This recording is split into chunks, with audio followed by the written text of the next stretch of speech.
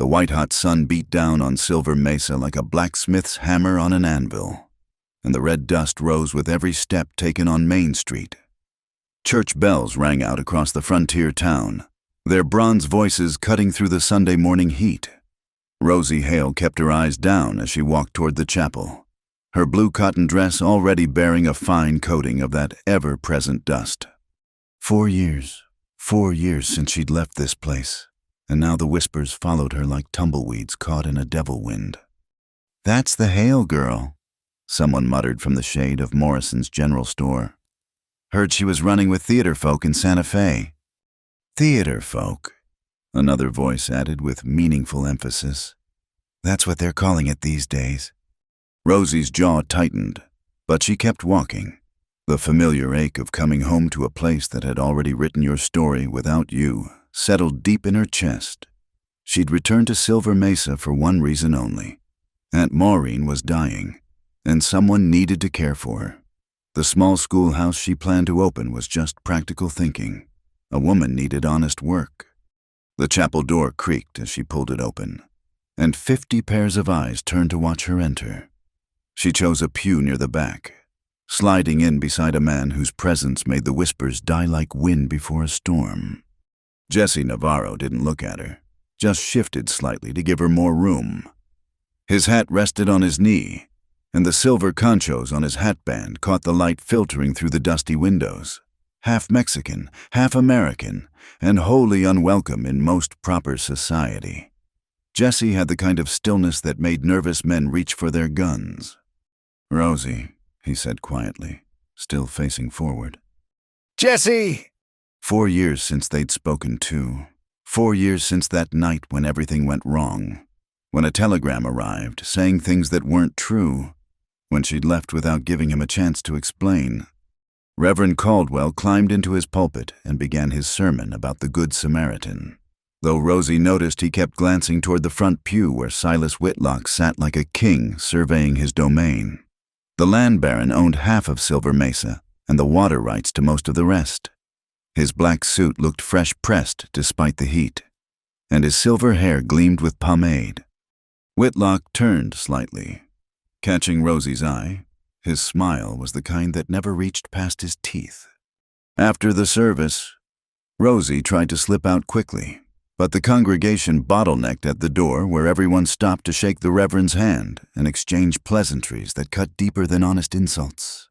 "Miss Hale, Mrs." Morrison said loudly. "How brave of you to return. After your adventures." "I've come to care for my aunt and open a school," Rosie replied evenly. "Nothing adventurous about that." "A school, Mrs." Morrison's eyebrows climbed toward her hairline. "Well, I suppose everyone deserves a second chance." Jesse appeared at Rosie's elbow, his presence creating a small bubble of space around them. People stepped back instinctively, the way they might from a coiled rattler. "Ma'am," he said to Mrs. Morrison, touching the brim of his hat. The woman huffed and hurried away. Outside, the sun hit like a physical blow. Rosie shaded her eyes, watching the good people of Silver Mesa scatter to their Sunday dinners and afternoon gossip. "You didn't have to do that," she said. "Do what?" Jesse unhitched his horse from the post, a magnificent black stallion that looked like it could run to Mexico without breaking a sweat. "Make yourself a target. They already talk about you enough." He swung into the saddle with the easy grace of a man who'd spent more nights under stars than roofs. "Let them talk. I've got horses to deliver to the Benson Ranch. You need anything, you know where to find me." He was gone before she could respond, leaving her standing in the dusty street with the weight of unfinished business between them. Rosie made her way to the small adobe house on the edge of town, near where Calabra Creek trickled through when the rains were good. Aunt Maureen was sleeping, her breath rattling in her chest like dice in a cup. Rosie sat beside her bed and took out her father's old ledger, trying to make sense of the numbers that would determine whether she could keep this place running. That's when she found it, tucked between 2 pages like a pressed flower of debt. A promissory note in her father's shaky handwriting, dated 3 months before his death. The amount made her stomach drop $500, owed to Silas Whitlock. But something was wrong. The official seal, the one that made it legally binding, was dated 2 weeks after her father had died. Someone had retroactively validated an old debt, making it legally enforceable against his estate, against her. A knock at the door interrupted her racing thoughts. She found young Tommy Chen from the telegraph office, his face flushed from running. "Telegram for you, Miss Hale," he said, handing her the yellow paper. "Came in marked urgent." She gave him a penny and waited until he was gone before reading it. The words were brief and poisonous. "Silver Mesa deserves better than Santa Fe whores, teaching its children. Stop your kind, not welcome, stop." No signature, no sender's mark that she could see. Rosie crumpled the telegram slowly, her hands surprisingly steady. So it was starting already. Someone wanted her gone badly enough to pay for anonymous telegrams. She looked again at the promissory note with its suspicious seal. The two things were connected. She could feel it in her bones, the way Jessie could probably feel storms coming. From her aunt's room came a weak call. Rosie tucked both papers into her pocket and went to tend to the dying woman who'd raised her after her parents were gone. Maureen's eyes were clearer than they'd been in days. "What troubles you, child?" "Nothing. Aunt Maureen. Just settling some of Papa's old business." Maureen's thin hand found hers. "Your father was a good man, but he trusted too easy. And that Whitlock," she coughed, specks of blood staining her handkerchief. "That man collected debts that were never owed and created ones that never existed. You be careful." As the sun began its slow descent toward the mesa's edge, painting the dust golden red, Rosie made a decision. She wouldn't run, not this time. Silver Mesa might not want her, but she had as much right to this place as anyone. She had her aunt to care for, a school to build, and now, apparently, a fight to win. That night, the wind picked up, rattling the windows and bringing the smell of distant rain that might never come. Somewhere, out in the darkness, a wolf howled, and others answered. The sound raised the hair on Rosie's neck, but she didn't bar the door. Let them come, she thought. The wolves, the whispers, the men who thought they could drive her out with forged documents and anonymous threats. She'd faced worse in Santa Fe, faced it and survived. She just hadn't expected the ghosts of old love to be waiting here too, wearing silver conchos and smelling of leather and sage. Tomorrow, she'd visit the land office and start asking questions about that seal. Tomorrow, she'd put up notices about the school. Tomorrow, she'd begin the long work of proving she belonged here. Tonight, she sat by her aunt's bedside and listened to the wind tear at the edges of the world, while somewhere in the distance, Jessie Navarro was probably bedding down under the vast cathedral of stars. As alone as she was, the dust would settle eventually. It always did. The question was who'd still be standing when it cleared. The morning sun found Rosie hammering a sign into the hard-packed earth outside the abandoned mercantile building. Silver Mesa School, opening soon, it read in neat black letters. Her hands were already blistered from cleaning out the dusty space all weekend, but she'd managed to salvage some benches and even found an old chalkboard buried under a pile of moldy grain sacks. Need help with that? Jessie's voice made her miss the nail entirely, hammering her thumb instead. She bit back a curse and turned to find him holding a stack of lumber across his shoulders like it weighed nothing. "Thought you might need a proper awning," he said, setting the wood down. "Sun gets brutal come noon." "I can't pay you," Rosie said flatly. "Didn't ask for pay." He pulled out a measuring tape. "Just being neighborly." They worked in silence for a while. Jessie cutting and fitting boards while Rosie swept years of dust from the corners. The familiar rhythm of working beside him brought back memories she'd tried to bury, building her father's chicken coop, fixing fences after storms, all those small shared labors that had woven their young lives together. "Why'd you really come back?" Jessie asked finally, not looking at her. "I told you, Aunt Maureen needs—" "I know what you told everyone. I'm asking you." Rosie set down her broom. Through the window, she could see curious faces passing by, pretending not to stare. Maybe I got tired of running. Jessie nodded slowly, like she'd confirmed something he'd suspected. The theater company. Was it what they're saying? It was Shakespeare and melodramas. Jessie, I helped with costumes and sold tickets. Nothing more scandalous than making sure Romeo's tights didn't split during the balcony scene. A smile ghosted across his face, the first real one she'd seen from him. That why you left for theater work? The question hung between them like dust motes in sunlight. They both knew why she'd left, but neither wanted to be the first to name it. The moment was broken by children's voices. A small group had gathered outside, drawn by curiosity. Rosie recognized the Chen boy from the telegraph office, the Ramirez twins, and little Sarah Benson, whose father ran cattle outside town. Is it true you're starting a school? Sarah asked, her freckled face earnest. That's right. Would you like to come in and see? The children scrambled inside, exclaiming over the chalkboard and arguing about who would sit where. Within minutes, Rosie found herself teaching an impromptu lesson, writing their names on the board while Jessie finished the awning. My PA says we can't trust Whitlock's water prices much longer, one of the Ramirez boys said suddenly. Says he's choking out all the small folk. Hush, Miguel, his sister hissed. We're not supposed to talk about that. But the damage was done. The other children chimed in with stories. Wells running dry. Whitlock's men damming upstream flows. Families forced to buy water at prices that climbed higher each month. Water should belong to everyone, Sarah said solemnly. Rosie caught Jessie's eye. His jaw had gone tight the way it did when he was holding back anger. That night, after the children had gone home buzzing with plans for school, Rosie made her way to Culebra Creek with 2 buckets. The moon was new, leaving only starlight to guide her path. She'd done this walk 100 times as a girl, but tonight something felt different. The wolves were out there.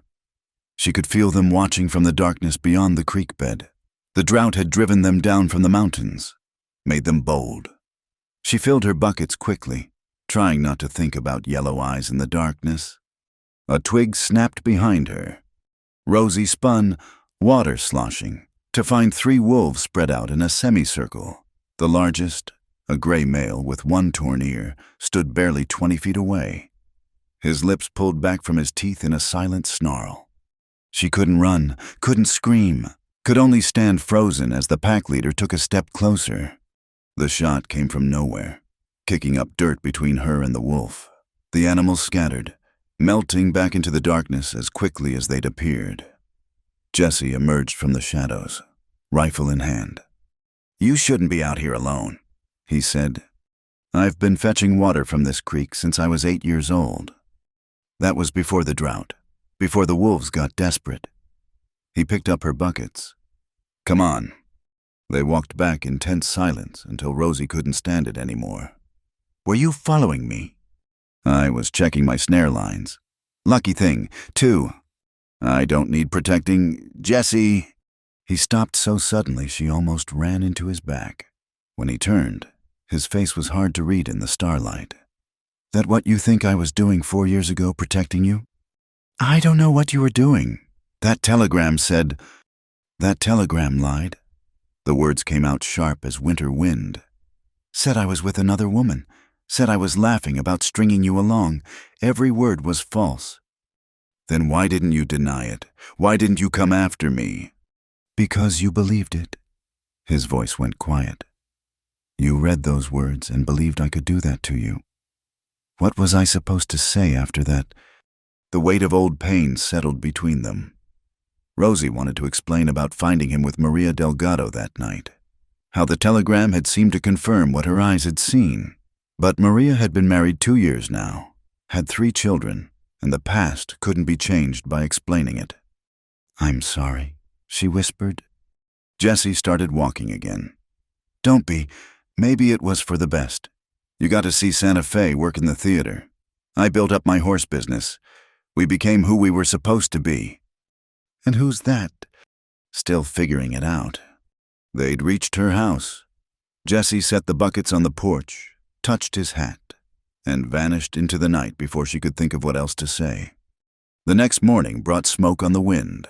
Rosie joined the bucket brigade as grass fires swept across the eastern pastures, threatening the Benson Ranch. The whole town turned out, even Whitlock's men, though Rosie noticed they protected his property lines first. Jesse worked like a man possessed, beating back flames with wet blankets, his shirt soaked through with sweat and ash. When Sarah Benson got too close to a burning fence post, he scooped her up and carried her to safety, her face buried in his shoulder.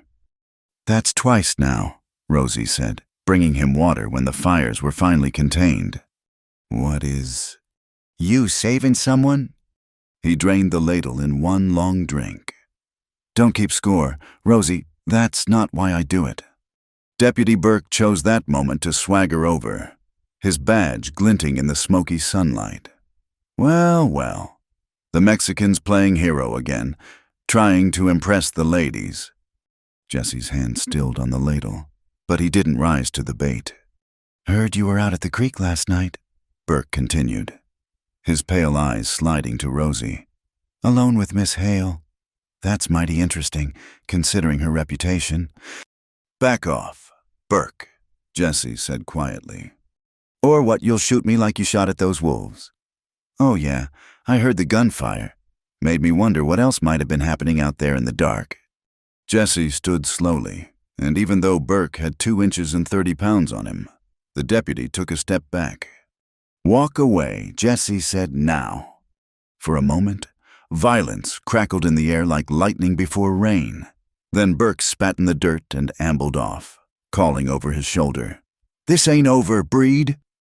"You shouldn't antagonize him," Rosie said. "He's dangerous." "So am I." Jesse handed her back the empty ladle. "Difference is, I know when to be." That evening, as Rosie taught Aunt Maureen's medicine to Mrs. Chen, who'd come seeking help for her colicky baby, she found herself thinking about Jesse's words. In Santa Fe, she'd learned to navigate theater politics and dodge the hands of drunk patrons. But here, the dangers were different. Older, deeper, rooted in land and blood and water rights. Through the window, she watched Jesse's silhouette move past, probably heading to check on his horses. He still smelled of smoke and sweat, leather and sage, still moved like a man comfortable with silence, still made her heart beat faster, even after all the hurt between them. "You care for him," Aunt Maureen said from her bed, her voice barely a whisper. "It's complicated. Love always is, child. But complications don't change what's true." That night, Rosie found an envelope slipped under her door. Inside was a single page, a water rights document showing that her father had legally claimed senior rights to Calabra Creek, predating Whitlock's claims by 2 years. There was no signature, but she recognized Jesse's careful handwriting in the margin. "Found this in the county records. Thought you should know." She pressed the paper to her chest, feeling like she held dynamite. This document could challenge Whitlock's stranglehold on the water supply. It could also make her an even bigger target. Outside, wolves howled at the sliver of moon. But for the first time since returning to Silver Mesa, Rosie didn't feel afraid.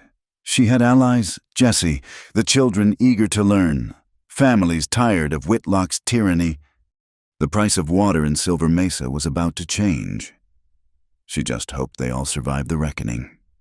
The cantina was thick with smoke and whispers when Rosie pushed through the doors of La Paloma.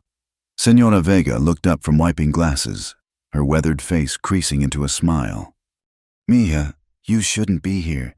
This isn't a place for school teachers." "I need your help. Senora!"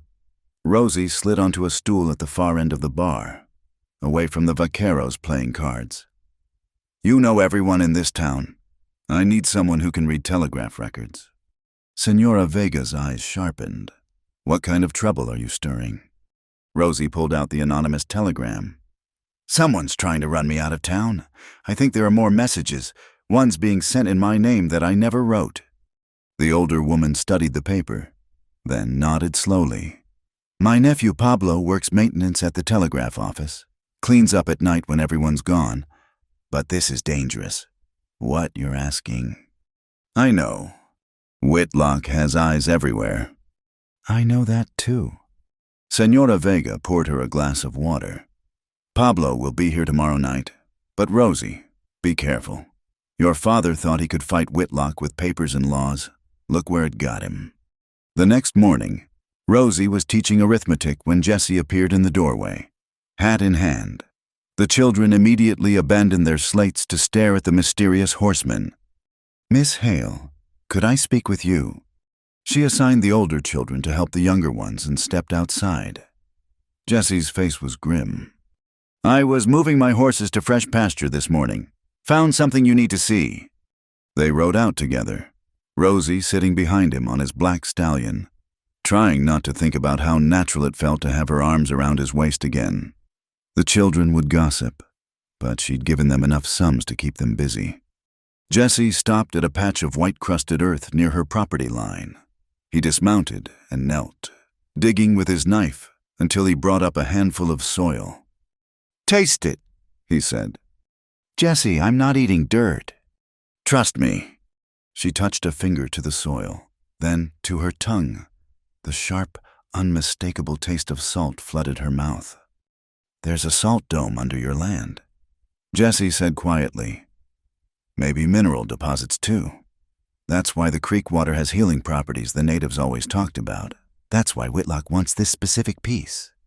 Rosie stared at the white crystals glittering in the disturbed earth. Salt was valuable as gold in the territories, essential for preserving meat. Tanning hides, dozens of uses. A viable salt mine could make someone rich. How long have you known? Suspected for a while. My brother Miguel. He had a theory about the geology here before he... Jessie's voice trailed off. Before he disappeared working for Whitlock. Rosie finished. It was town knowledge, never spoken of directly.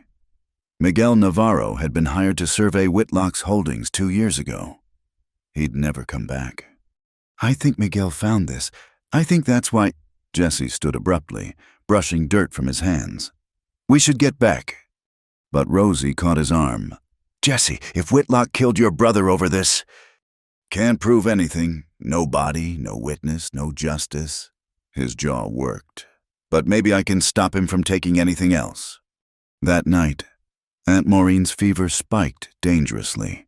Her breathing turned shallow and rapid, her skin burning hot despite the cool cloths Rosie pressed to her forehead. I need Doc Morrison, Rosie said desperately. He's in Prescott, Mrs., Chen said, holding Maureen's hand. Won't be back for 2 days. Nearest doctor is in Fort Sumner. 30 miles through sandstorm season. Rosie looked out the window at the building wall of dust on the horizon. I'll go. Jessie stood in the doorway. My horse can make it. You can't ride through that storm. You'll get lost, or worse. Your aunt won't last 2 days. He was already checking his saddlebags, adding water, hardtack, ammunition. I know the landmarks. I can navigate by feel if I have to. Jessie! He crossed to her in 2 strides, cupped her face in his calloused hands. I couldn't save Miguel. Let me save her. Then he was gone, swallowed by the approaching wall of sand and wind. The storm hit Silver Mesa like a fist. Rosie and Mrs. Chen huddled in Maureen's room, stuffing rags under the door to keep out the dust. The windows rattled in their frames. Somewhere, a roof tore free with a sound like ripping fabric. He's a fool, Mrs. Chen muttered. No one can ride through this. But Rosie remembered Jessie at 17, guiding her home through a blizzard when they'd been caught out checking trap lines. He'd navigated by the smell of sage, the feel of the wind. Some internal compass that never failed. If anyone could make it through, it was him. The hours crawled by. Maureen's breathing grew more labored. Rosie held her aunt's hand and told stories of her father, of better times when the creek ran full and no one owned the water. Near dawn, the storm began to break. Rosie was dozing in her chair when hoofbeats thundered into the yard. She flew to the door to find Jessie half carrying Doc Morrison, both men coated in red dust like they'd been dipped in rust. The doctor worked quickly, listening to Maureen's chest, checking her pulse. Pneumonia, complicated by the dust, but we caught it in time. He prepared an injection. This will help her breathe. Keep her propped up. Plenty of water, and I'll mix a tonic. While the doctor worked, Rosie helped Jesse to the kitchen. He moved stiffly, exhausted. When he pulled off his bandana, she saw his face was raw from windburn. "You did it," she whispered. Told you I knew the way. He accepted the cup of water she offered, drinking deeply. How is she? Better, thanks to you. Rosie wet a cloth and gently cleaned the dust from his face. He closed his eyes at her touch. I should go, he said without moving. You should rest. You just rode 60 miles through a sandstorm. People will talk if I stay. Let them. He slept sitting up in the kitchen chair, too exhausted to argue further. Rosie sat across from him, watching the sunrise paint the dust-hazed sky orange and pink. The storm had passed, leaving the world scoured clean. Pablo Vega arrived that evening as promised, a thin young man with nervous hands. He'd brought copies of telegraph records hidden in his lunch pail. 3 months of messages, he said, spreading the papers on Rosie's table. All the ones marked with your name or about you. What they found made Rosie's blood run cold. Dozens of messages sent under her name to various men in Santa Fe, suggesting improper liaisons. Messages to town council members claiming she planned to teach corrupt modern ideas. Even one to the territorial governor warning about undesirable elements in Silver Mesa's education system. Look at this, Jesse said, pointing to a pattern in the recipient codes. Silas Whitlock. He's been receiving copies of everything and sending them. Pablo added quietly. The night operator, Mr. Hutchins. He logs out early sometimes, leaves the equipment unlocked. Someone's been using it after hours. They had evidence of a campaign to destroy her reputation, orchestrated through the telegraph office. But as Rosie reached for the papers to secure them, Pablo shook his head. They're already gone, he said miserably. When I went back tonight to get more, the whole filing cabinet was empty. Someone knew we were looking. Burke, Jesse said flatly. Has to be. He's been watching the office. Rosie felt the walls closing in, without the telegraph records. She had no proof of the conspiracy against her, and now Whitlock knew she was investigating. There's more, Pablo said reluctantly. Mr. Hutchins is leaving town tomorrow. Sudden family emergency. He says, new operator coming in from Whitlock's recommendation. The last piece of the puzzle clicked into place. Control the telegraph office. Control the flow of information. Whitlock could destroy anyone's reputation, forge any message, manipulate the whole territory's perception of Silver Mesa. After Pablo left, slipping away into the darkness, Jesse stood to go as well. I'll walk you home, Rosie said. I am home. Set up a camp by the creek. Easier for watching the horses. They walked in comfortable silence until they reached the cluster of cottonwoods where he'd pitched his lean-to. The spot was strategically chosen.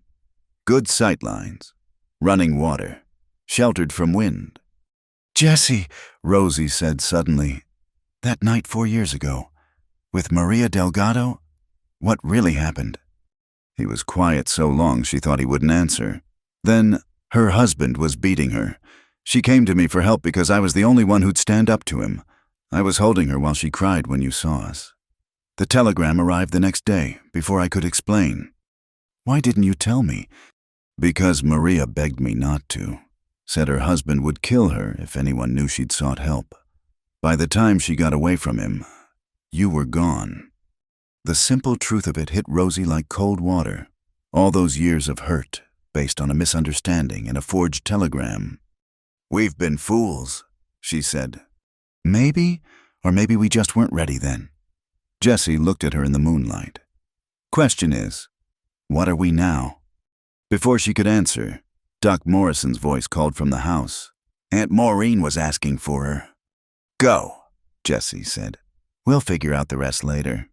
Rosie hurried back to find her aunt sitting up. Color returned to her cheeks. I heard everything, Maureen said with a weak smile. These walls are thin. You've stirred up a hornet's nest. Child. I couldn't let them drive me out with lies. Your father said the same thing. Maureen gripped her hand with surprising strength. But he didn't have Jesse Navarro watching his back. That boy rode through hell for me tonight. I know. Do you really? Maureen's eyes were fierce. Don't waste second chances. Rosie, God doesn't hand out many. Through the window, Rosie could see Jesse's campfire flickering between the trees. Tomorrow would bring new challenges. Whitlock's retaliation, the missing evidence, the fight for water rights and her reputation. But tonight, her aunt was breathing easy. The storm had passed, and somewhere in the darkness, a good man kept watch. The salt was there, hidden beneath her land like buried truth.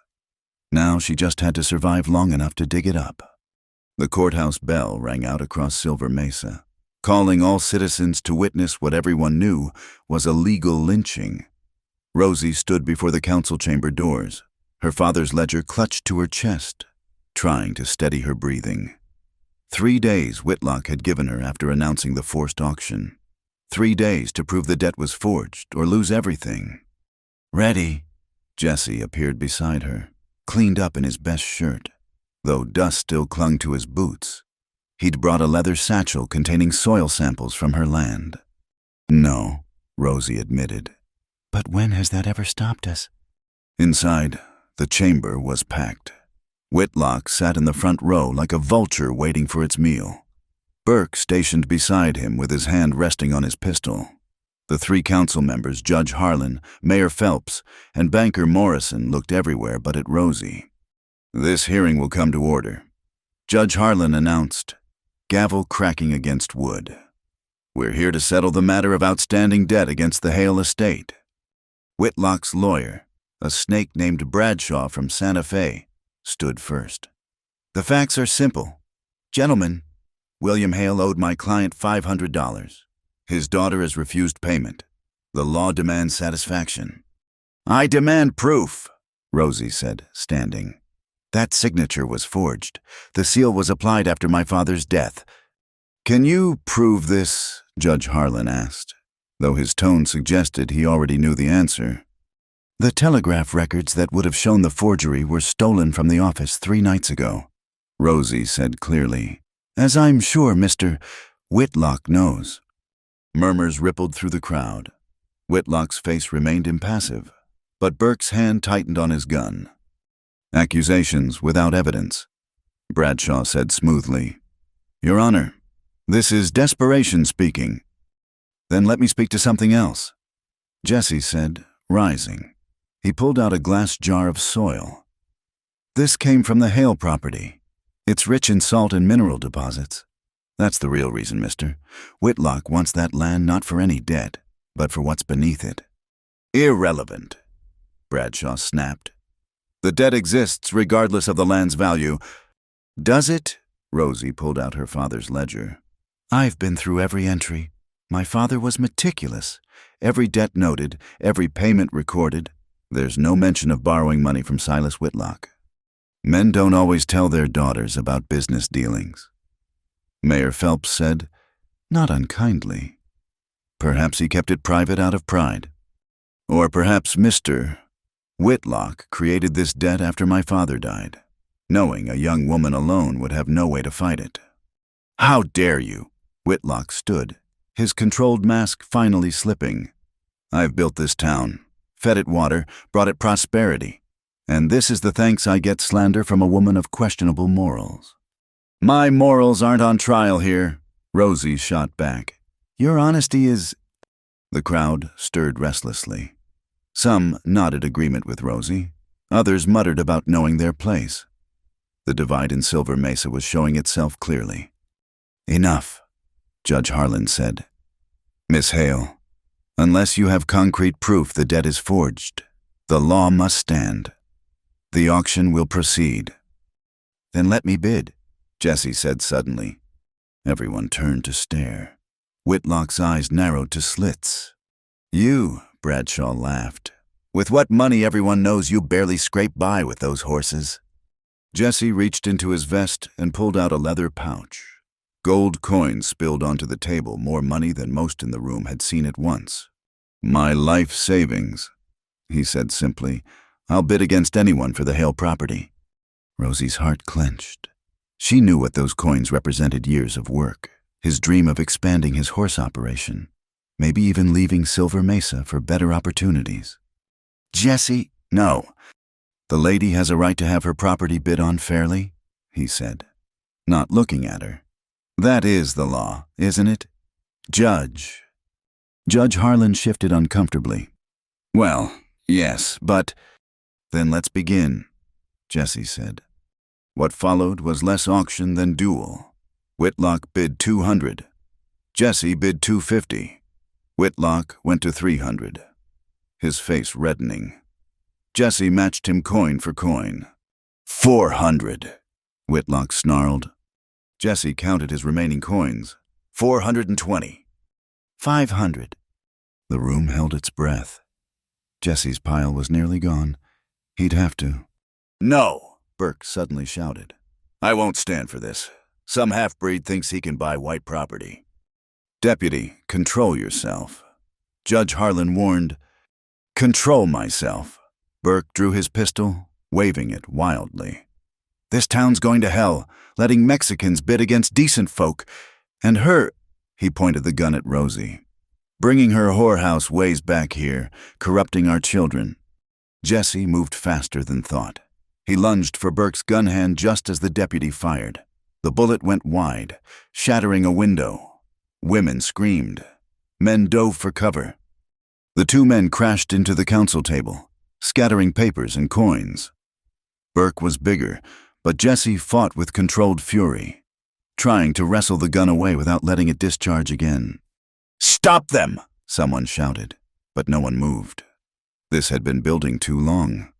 Burke managed to slam Jesse against the wall. Raising the pistol, time slowed. Rosie saw the barrel swing toward Jesse's head, saw his eyes find hers across the chaos, saw him mouth something that might have been her name. Then Jesse twisted, using Burke's own weight against him. The deputy stumbled, fell. The gun skittered across the floor. Jesse could have grabbed it. Everyone saw the moment when his hand was inches from the weapon. Instead, he stepped back, breathing hard. It's over, Burke! But Burke, humiliated and enraged, pulled a knife from his boot. He charged with a wordless roar. This time, Jesse didn't hold back. He caught Burke's wrist, turned into the charge, and threw the deputy over his shoulder. Burke hit the floor hard and stayed down, groaning. Arrest them both, Whitlock commanded.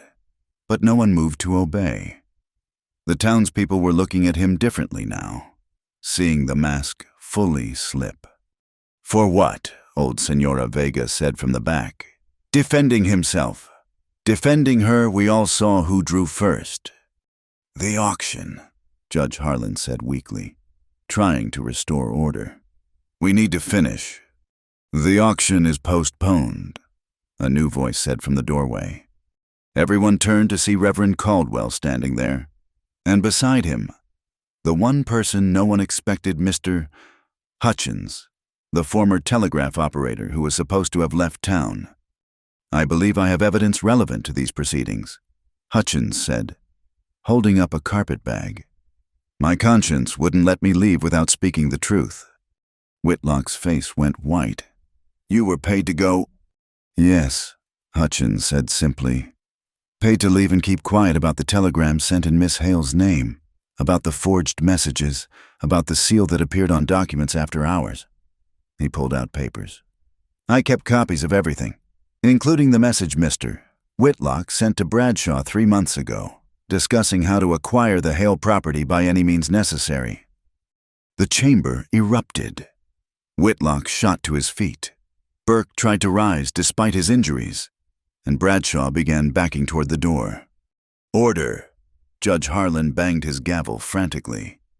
We'll need to verify these documents. This hearing is postponed for 3 days while— 3 days for Whitlock to destroy evidence, someone shouted. To threaten witnesses! To run Hutchins out of town permanently. The crowd was turning ugly, years of resentment boiling over. Jesse helped Rosie gather the scattered coins and papers, then guided her toward the door. We need to get you somewhere safe, he murmured. This isn't over. Outside, the afternoon sun beat down mercilessly. Rosie's hands shook as reaction set in.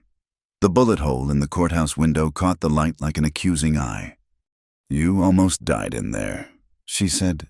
For me. For land that might not even— Not for land. Jesse turned her to face him. Never for land.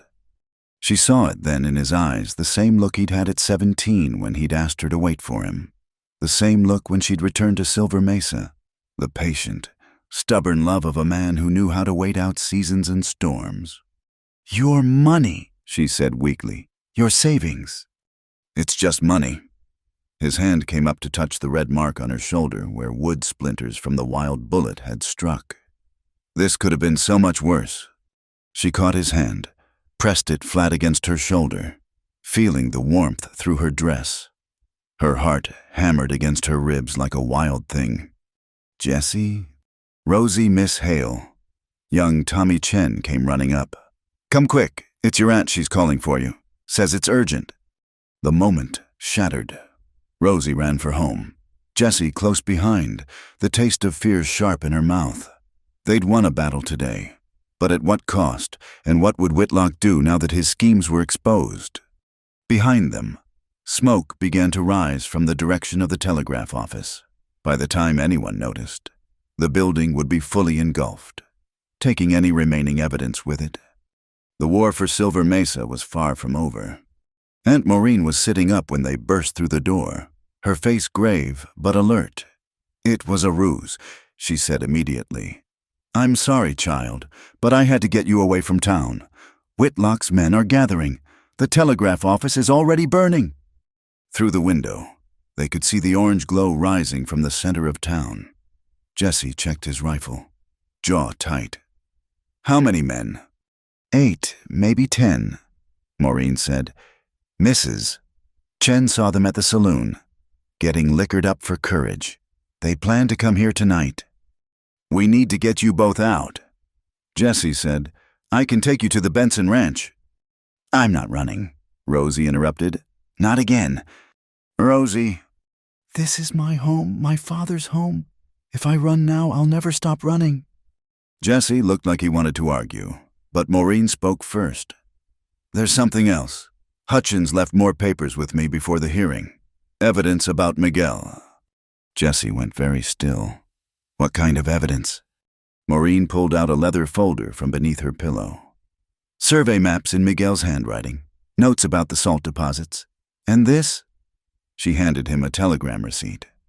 Whitlock sent this the day Miguel disappeared. It says, problem resolved.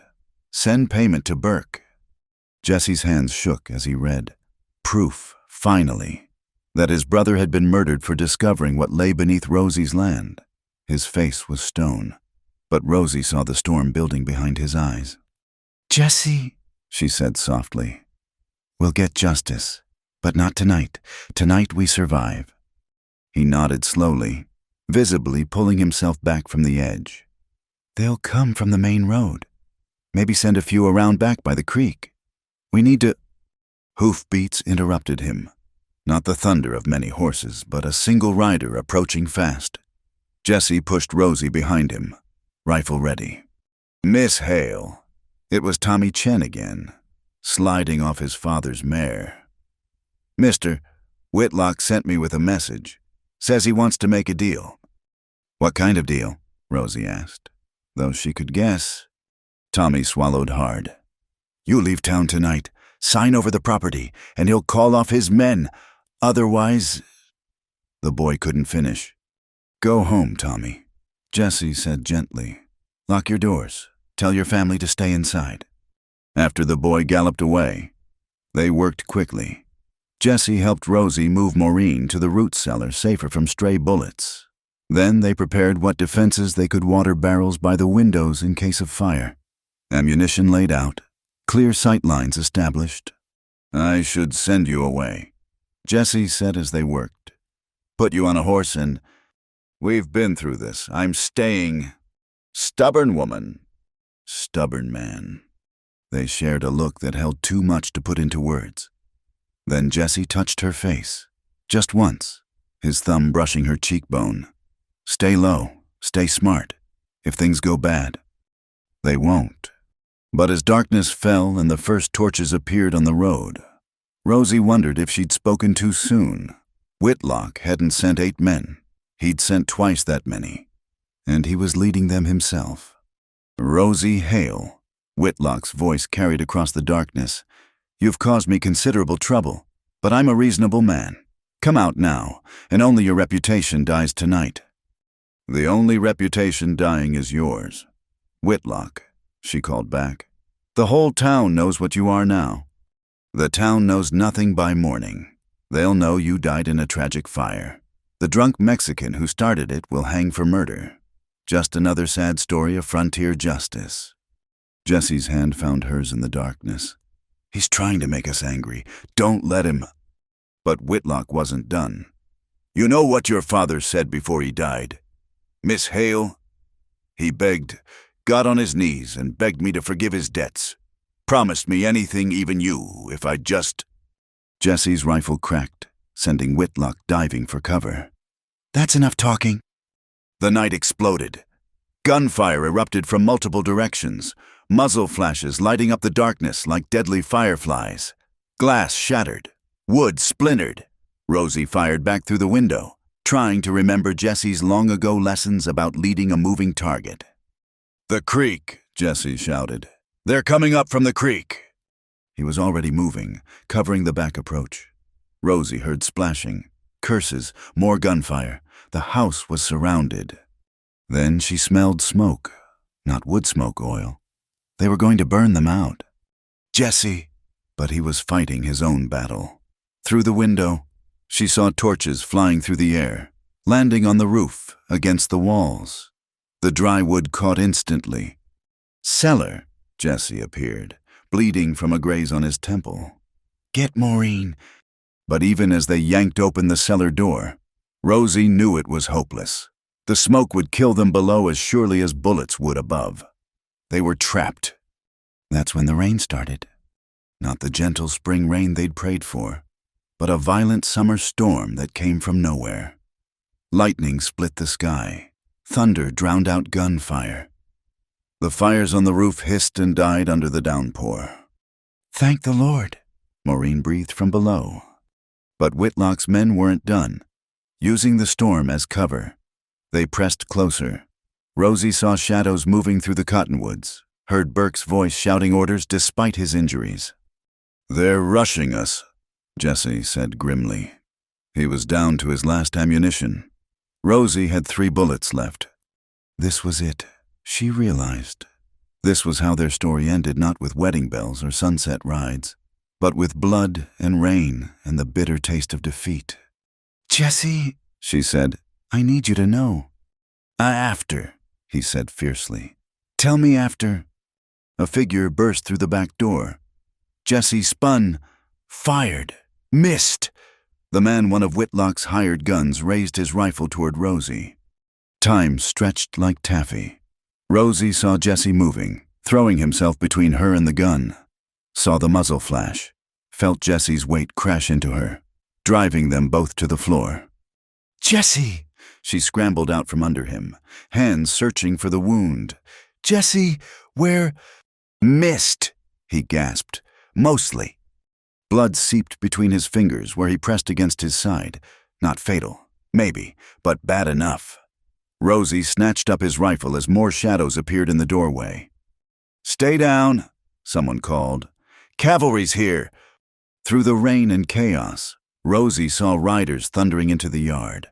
Not Whitlock's men, these were townspeople. The Chens, the Bensons, Senora Vega's nephews, even some of Morrison's clerks. They'd seen the fires, heard the gunshots, and come to help. The battle turned into a rout. Whitlock's hired guns, faced with half the town instead of 2 isolated victims, threw down their weapons or fled into the storm. Burke tried to run but slipped in the mud, and 3 men were on him before he could rise. Whitlock himself stood in the rain, water streaming off his ruined suit, watching his empire crumble. "You," he snarled at Rosie. "This is all your—" Jesse rose behind her like a ghost, blood and rain making him look like some ancient warrior. His fist connected with Whitlock's jaw with the sound of justice finally served. The land baron dropped into the mud and didn't get up. "Jesse!" Rosie caught him as he swayed. His shirt was soaked with more than rain now. She pressed her hands against the wound, felt his heartbeat strong but too fast under her palms. That's when it happened. The moment from their story's title. Rosie leaned close, breathing in the scent of him, leather and sage and gunpowder. Yes, but underneath it all, something indefinable that was purely Jesse. Despite everything, despite the blood and fear and chaos around them, she found herself saying, "You smell like my type." Jesse's hand came up, pressed flat against her chest, right over her racing heart. His eyes were wide with something beyond pain, beyond words. For a moment they stayed frozen like that, her confession hanging between them, his hand measuring the wild rhythm of her heart, the storm washing away years of misunderstanding and hurt. "Rosie," he whispered finally. "Save your strength," Doc Morrison ordered, appearing with his medical bag. "Let's get him inside before he bleeds to death being romantic." Later, with Jesse bandaged and sleeping, Whitlock and Burke in custody, and the rain still drumming on what was left of the roof, Rosie sat by Jesse's bedside and held his hand. "Foolish man," she murmured, "jumping in front of bullets." His eyes fluttered open. "Foolish woman, making me fall in love with you twice." Just twice. Maybe 3 times. Might be 4. His thumb stroked over her knuckles. "Lost count somewhere around the time you pointed that rifle at Whitlock's men and dared them to come closer." Aunt Maureen appeared in the doorway, supported by Mrs. Chen. "The sheriff's here from Fort Sumner. Wants to take statements. Seems Mr.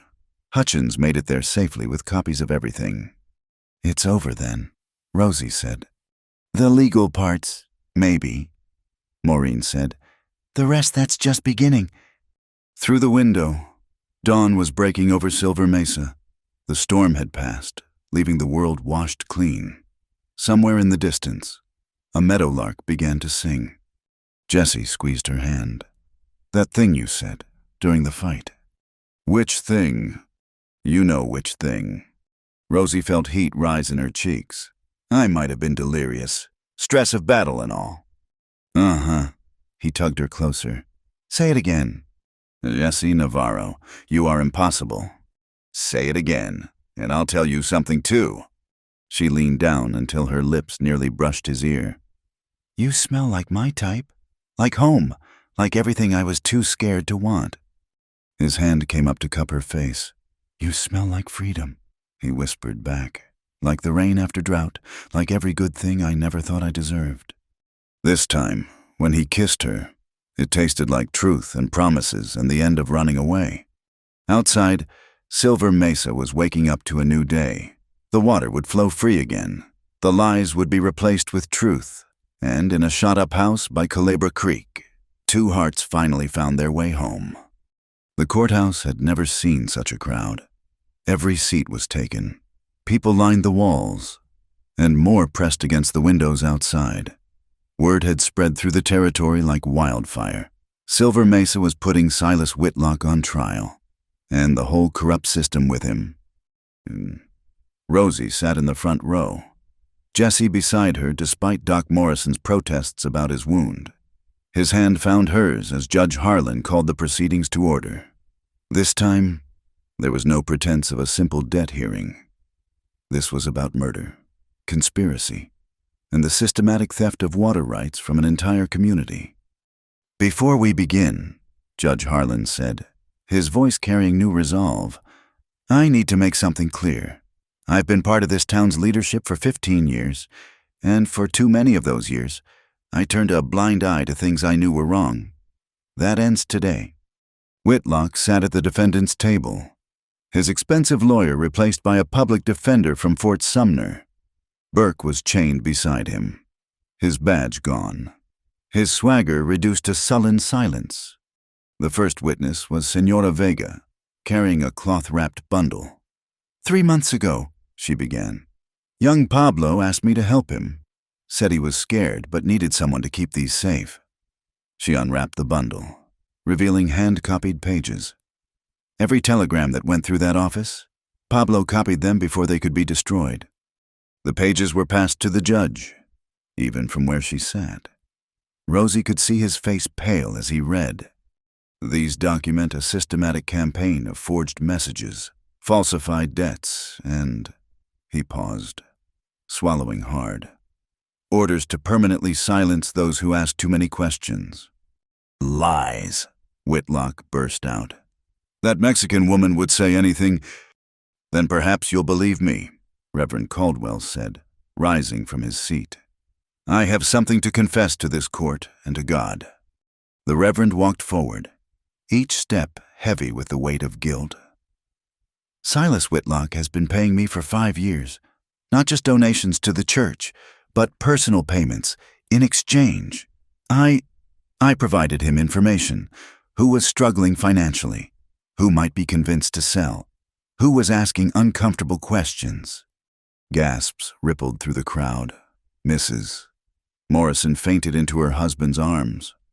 I told him about Miguel Navarro. Caldwell continued, his voice breaking. Told him Miguel had been surveying near the Hale property, asking about mineral rights. 2 days later, Miguel disappeared. He turned to Jesse. I'm sorry. I'm so deeply sorry. I have his survey maps. I've kept them hidden. Too cowardly to come forward until now. Jesse's grip on Rosie's hand tightened painfully, but he said nothing. She could feel the tremor running through him, the effort it took not to launch himself at the Reverend. We'll need those maps, Judge Harlan said quietly. The maps, when produced, showed everything: the salt deposits, the underground water channels, the true value of what lay beneath the contested lands. Miguel's neat handwriting marked each discovery, dated just days before his disappearance. There's more, a new voice said from the back. Everyone turned to see William Hutchins, the telegraph operator, flanked by 2 territorial marshals. I've been in protective custody, giving my full statement. Mr. Whitlock didn't just forge telegrams. He's been intercepting government communications, stealing land grants, and selling information to competing rail companies. You signed a contract, Whitlock snarled, half rising from his chair. You took my money. I took your threats more seriously, Hutchins replied. But these good people showing courage made me realize I had to do the same.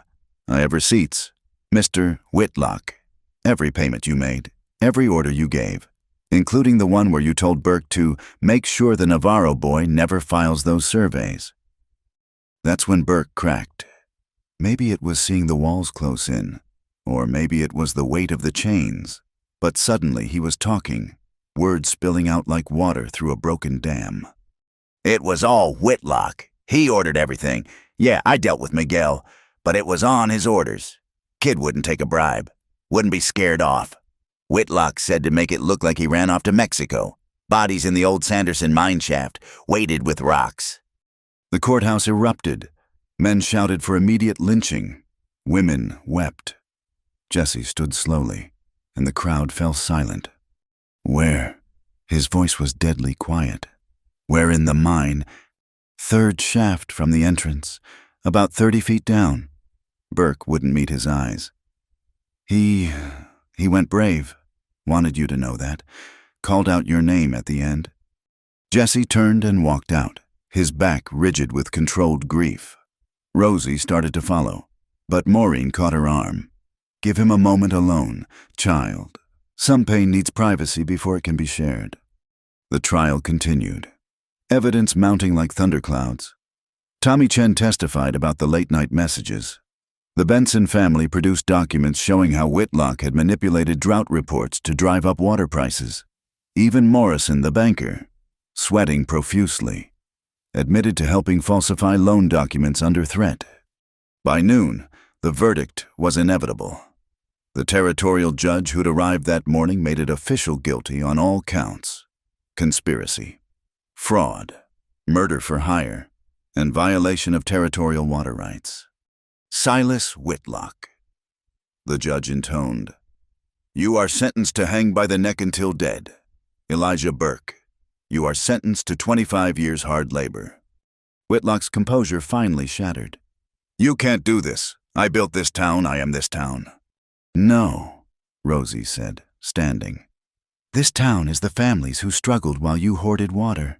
It's the children who went thirsty while you watered your roses. It's the good people who finally found the courage to say enough." As the marshals dragged Whitlock away, still screaming about his rights and his lawyers, Rosie felt no satisfaction. Justice was necessary, but it wouldn't bring back Miguel or her father or all the others who'd suffered.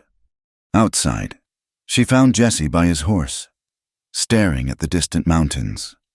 "I'm sorry," she said softly. "He's been gone 2 years. I knew he was dead. But knowing and knowing are different things." He turned to her, eyes red-rimmed but dry. "Will you come with me to bring him home?" They rode out to the Sanderson mine with a recovery party. It was grim work, but necessary. When they finally raised Miguel's remains, wrapped carefully in blankets, Jesse knelt beside his brother's body and spoke quietly in Spanish prayers, promises, and the goodbye he'd never gotten to say. That evening, as they prepared Miguel for burial, Senora Vega brought news. The territorial government's sending investigators. Every land deal Whitlock made in the last 10 years will be reviewed. Water rights will be redistributed according to original claims. "Meaning?" Rosie asked. "Meaning your father's senior water rights are valid. The salt deposits are yours. And every family Whitlock cheated will have a chance at restitution." It should have felt like victory, but Rosie was too tired, too aware of the cost. She sat with Jesse as he kept vigil over Miguel's coffin, neither of them speaking, finding comfort in shared presence. Near dawn, Jesse finally broke the silence. "He would have liked you, Miguel. Always said I was a fool for letting you go to Santa Fe." "You didn't let me go. I ran." "We were both running, I think, from things we were too young to understand." He took her hand, traced the calluses that matched his own. "I'm tired of running. Rosie." "Me too." The funeral was held at sunset. Half the town came, even those who'd once crossed the street to avoid the Mexican horsemen. Reverend Caldwell, in what would be his last official act before leaving Silver Mesa in shame, spoke of redemption and justice and the courage of those who stand against evil. Jesse sang an old vaquero song, his voice carrying across the cemetery like a prayer. Rosie stood beside him, their hands linked as they laid Miguel to rest next to her parents. Later, in Senora Vega's cantina, the town celebrated and mourned in equal measure. Stories were told, tears were shed, and plans were made for a better future. The Chen family would expand their store, the Bensons would dig new wells, and Rosie would rebuild her school, bigger and better than before. To Miguel Navarro, someone raised a glass, who saw the truth and paid for it. To all who paid, Jesse added quietly, and to those who finally stood up. As the evening wound down, Whitlock's house on the hill stood empty, its windows dark. By morning, the bank would seize it for auction. By the end of the week, it would be converted into a boarding house for traveling teachers and nurses, Rosie's idea, approved unanimously by the new town council. "It's not enough," Jesse said as they walked home under the stars. "Justice came too late for too many." "But it came," Rosie said. "And maybe that's how we honor them, by making sure it never gets this bad again." At her door, Jesse paused. "That territorial job they offered me, investigating land fraud across New Mexico. I'm thinking of taking it." Rosie's heart sank, but she kept her voice steady. "You should. You'd be good at it." "Would mean traveling a lot, but Silver Mesa would be home base." He met her eyes. If I had reason to come home. Jesse Navarro, are you asking me to be your reason? I'm asking you to be my partner. In all things, if you'll have me. Instead of answering, she pulled him down for a kiss that tasted of possibility and promise. When they finally broke apart, both breathless, she smiled. I'll be your reason if you'll be my anchor. Deal. As Jesse headed to his camp by the creek, Rosie looked out over Silver Mesa. The town looked the same under moonlight, but everything had changed. Water would flow freely again. Truth would replace lies, and love, so long deferred, would finally have its day. Tomorrow would bring new challenges, rebuilding, healing, learning to trust again. But tonight, justice had been served, and that was enough to let the weary rest. Spring had come to Silver Mesa with a vengeance, as if making up for years of drought. The rains had turned the desert green, and Culebra Creek ran full for the first time in memory. Rosie stood on the porch of the newly expanded schoolhouse, watching her students scatter for lunch, their laughter mixing with birdsong. Miss Hale, Sarah Benson, ran back, braids flying. Are you really going to teach us to ride horses next week? Mr. Navarro is going to teach you, Rosie corrected, smiling. I'll just make sure nobody falls off. The girl scampered away, and Rosie turned back to survey her domain. The schoolhouse had tripled in size, with real glass windows and a proper wood floor.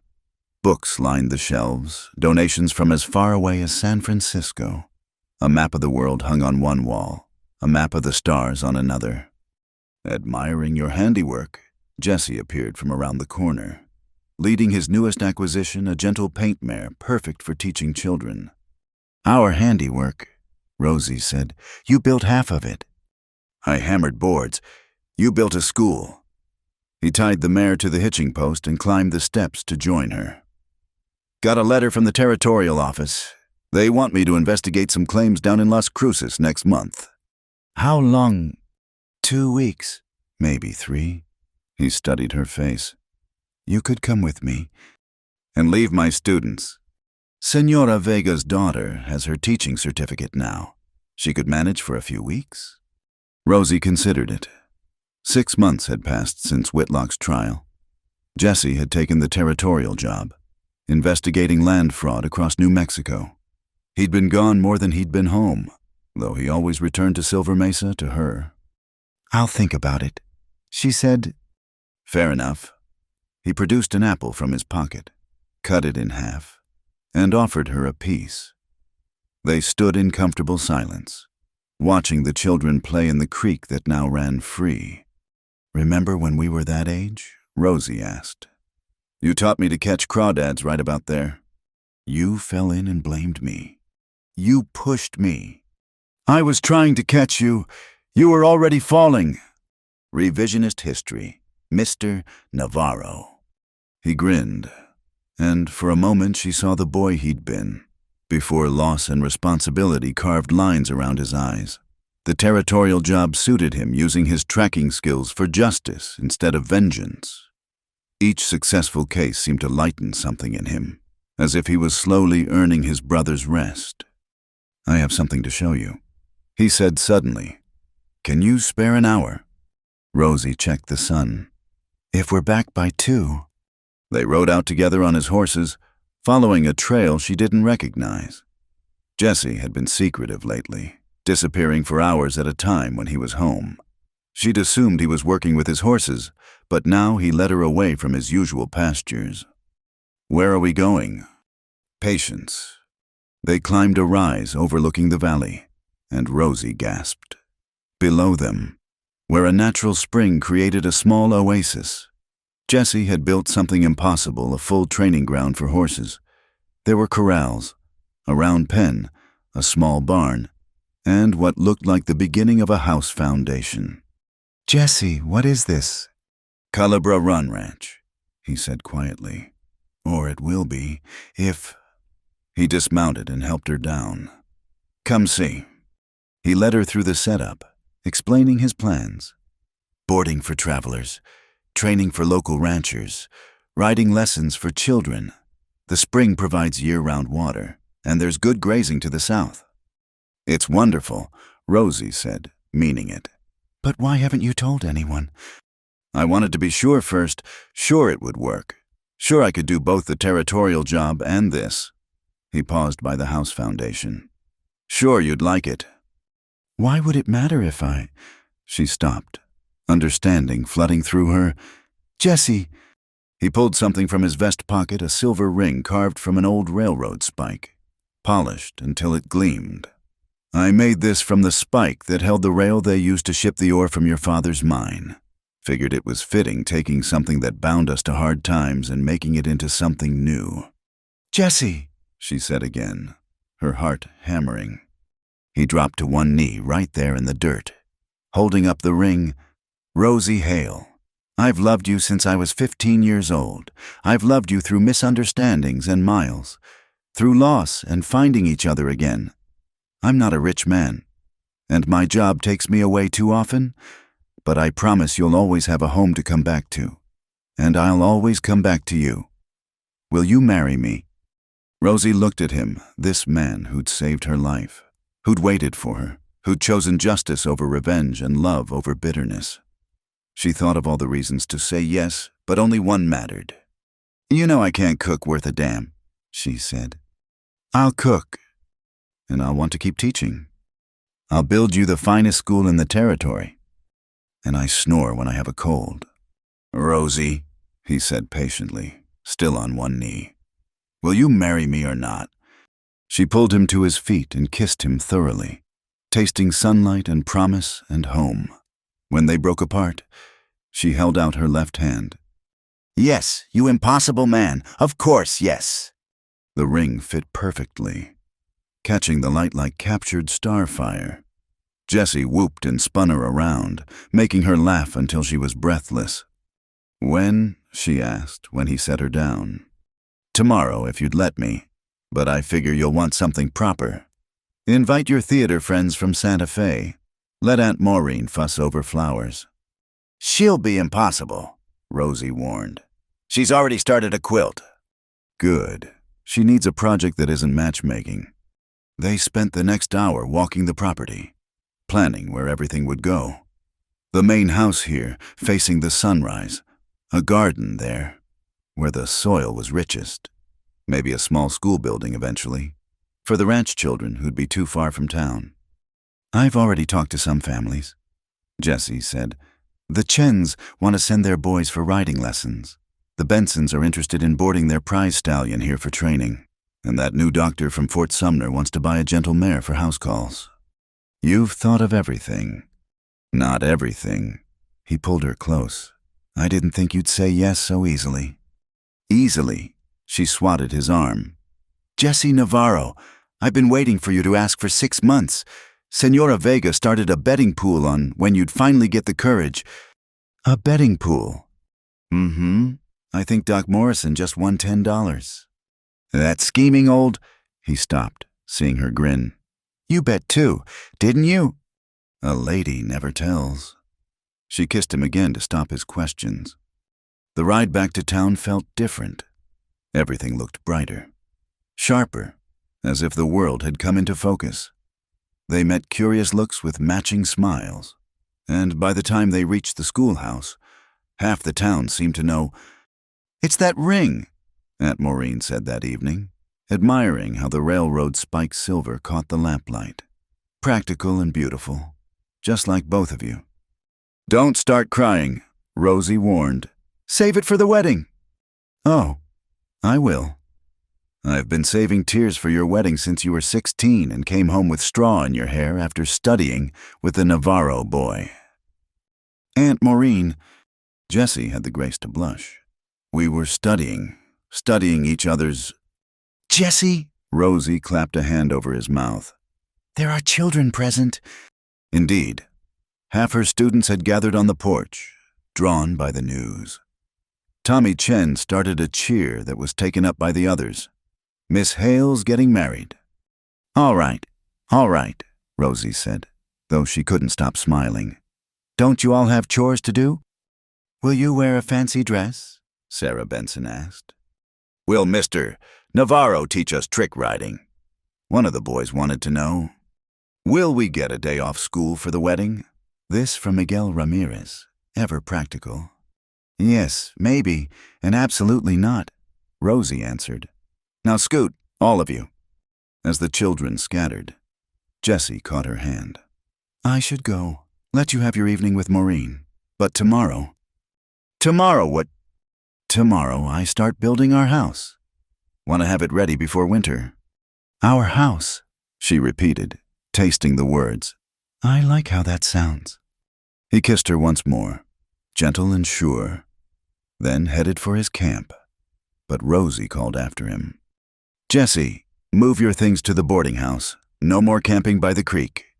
He turned back, eyebrow raised. People will talk. Let them. We're engaged now. Besides, Mrs. Chen runs a respectable establishment. Separate rooms. No scandal. And if I get the rooms next to each other, then we can practice being neighbors before we're husband and wife. His laugh carried on the evening air as he headed off to gather his few possessions. Rosie watched until he disappeared, then turned to find Aunt Maureen smiling at her. What? Nothing. Child, just remembering another young woman who swore she'd never marry a horseman. Said they smelled like leather and loneliness. Well, Rosie said, fingering her ring. Turns out I was wrong about the loneliness part. And the leather, Rosie grinned. Turns out that's my type. That night, as Silver Mesa settled into sleep, Rosie sat at her desk planning lessons and dreaming of houses. Outside her window, the moon rose full over Culebra Creek, painting the world in silver. Somewhere in the distance, a wolf howled, not threatening now, just wild and free. Tomorrow would bring new challenges. There was a school to run, a ranch to build, a wedding to plan. But tonight, with Jessie's ring warm on her finger and the future spread before them like an unwritten page, anything seemed possible. She'd come home to bury the past and found her future instead. And it smelled like leather and sage, like honesty and hope, like everything she'd never known she needed. Like love. A year had passed since the wedding that Silver Mesa still talked about. The ceremony had been held at sunset by Culebra Creek, with wildflowers everywhere and half the territory in attendance. Now. As Rosie stood before the expanded schoolhouse watching the annual Founders' Day celebration, she could hardly believe how much had changed. Snow, Mrs. Navarro. A small hand tugged at her skirt. Lucy Chen, newest addition to the school, held up a paper covered in careful letters. I wrote my name all by myself.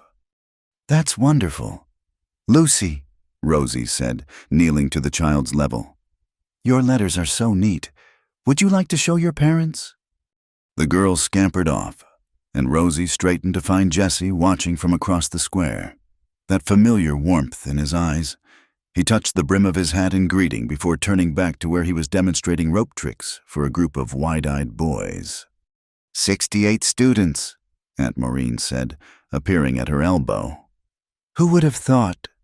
Indeed, the Silver Mesa School had grown beyond anyone's dreams. They'd added 2 more teachers, Maria Delgado's sister from Taos and a young man from Boston who'd come west for his health and stayed for the community. The school board, newly formed and properly elected, had approved plans for a library wing. Letter came for you, Maureen added, producing an official-looking envelope. From Santa Fe.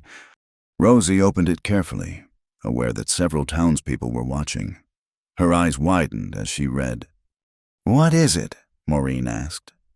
The Territorial Education Board. They want to use our school as a model for rural education. They're sending representatives next month to observe. The news spread through the celebration like wildfire. Soon Rosie was surrounded by excited parents and students, all talking at once about what this could mean for Silver Mesa.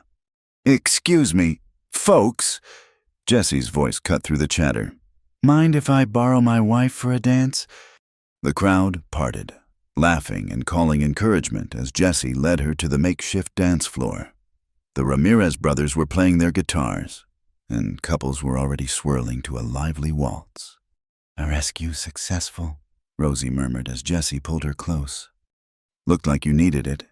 He spun her expertly, making her laugh. Besides, a man likes to dance with his wife at least once during a party. Just once. Well, maybe twice, 3 times if she asks nicely. They danced in comfortable silence for a moment, finding their rhythm. Around them, Silver Mesa celebrated not just its founding but its rebirth. The water flowed freely now, managed by a council of residents instead of one man's greed. Families that had struggled were thriving. New businesses had opened, including a newspaper that actually printed the truth. "I have news too," Jessie said quietly. "Got a telegram from the marshal's office. They caught the Grayson gang down in El Paso." Rosie's steps faltered. The Grayson gang had been terrorizing homesteaders across the territory, using forged documents to steal land methods eerily similar to Whitlock's. Was it connected? Burke talked, gave them names, routes, the whole operation. Turns out Whitlock was just one tentacle of something bigger. Jessie's jaw tightened. "They want me to testify at the trial." "When?" "Next month. I'll be gone at least 2 weeks, maybe 3. Rosie nodded, understanding. This was his job now, not just investigating fraud but helping prosecute it, making sure what happened in Silver Mesa couldn't happen elsewhere. "I could come with you," she offered. "What about the territorial board visit?" "Oh, right." She'd forgotten for a moment. "Bad timing. Story of our lives." But he was smiling as he said it. "We'll manage. We always do." The song ended, and another began. They kept dancing, neither ready to rejoin the crowd just yet. The sun was setting, painting the sky in shades of rose and gold that gave the celebration an almost magical quality. "Mrs. Navarro," Jessie said formally, "have I told you today that you're beautiful?" "Only twice at breakfast and once at lunch." "Shameful neglect. You're beautiful." Flatterer. But she was blushing, still not quite used to the way he looked at her sometimes, like she was water in the desert, necessary and miraculous. "Truth-teller," he corrected. Speaking of which, his hand drifted to her waist, a question in his touch. It took her a moment to understand what he was asking. They'd been careful so far, waiting until the school was established. The ranch profitable, but lately she'd been thinking, "Maybe," she said softly, "soon." His face lit up like Christmas morning. "Really? Don't get too excited. Babies are considerably more work than horses." But worth it. She thought of her students, of Lucy Chen's proud face and Tommy's determination to master long division. Worth it. Someone called for Jessie to judge a roping contest, and their private moment ended. But his hand lingered on hers an extra beat before he left, a promise of conversations to come. The celebration continued as stars began to appear. Rosie found herself pulled into a dozen conversations about curriculum, about water rights, about the new families moving to town attracted by the school and fair business practices. "I never thought I'd see the day." "Old Mr." Hutchins said, having returned to run the rebuilt telegraph office with scrupulous honesty.